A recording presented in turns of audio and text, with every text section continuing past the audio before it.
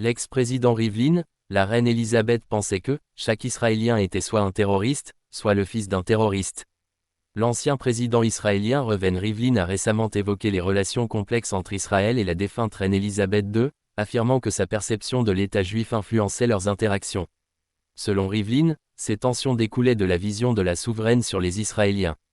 Lors d'un gala à Londres marquant les 100 ans de l'Institut de technologie Technion de Haïfa, Rivlin a déclaré « La relation entre nous et la reine Elisabeth était un peu difficile parce qu'elle croyait que chacun d'entre nous était soit un terroriste, soit le fils d'un terroriste. » Ces propos, rapportés par le British Jewish News, mettent en lumière un aspect rarement abordé des relations diplomatiques entre Israël et le Royaume-Uni.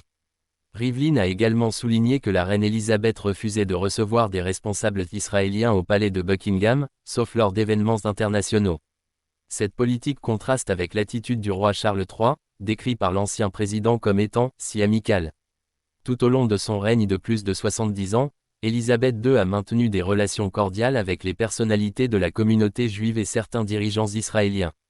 Cependant, elle n'a jamais effectué de visite officielle en Israël, bien qu'elle se soit rendue dans des dizaines d'autres pays au cours de son règne. Bien que la reine elle-même ne soit jamais allée en Israël, le prince Charles s'y est rendu à plusieurs reprises. En 1995 et 2007, il a assisté aux funérailles des premiers ministres Yitzhak Rabin et Shimon Peres.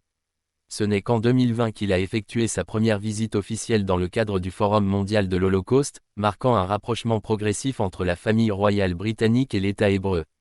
Ces révélations de Rivlin rappellent les tensions historiques entre le Royaume-Uni et Israël, remontant à la fin du mandat britannique sur la Palestine, marqués par des affrontements violents entre les autorités britanniques et des groupes sionistes.